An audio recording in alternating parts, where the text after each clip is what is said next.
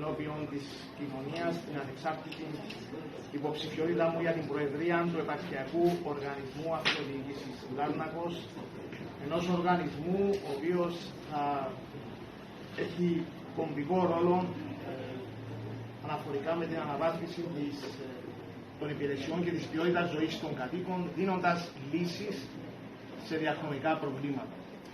Στόχος μου με την εκλογή μου, όπως έπραξα και ως Διευθυντής του Συμβούλου Αποχαιρετήσεων Λάρνακος, είναι η δημιουργία ενός αποτελεσματικού, εξειδικευμένου οργανισμού, ο οποίος να μπορεί να παρέχει καλές άμεσες υπηρεσίες σε χαμηλότερο κόστος.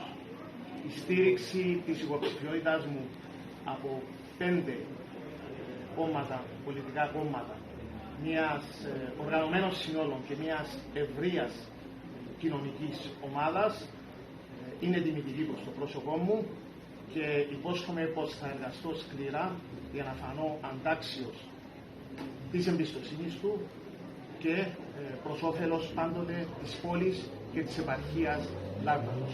Ευχαριστώ πολύ.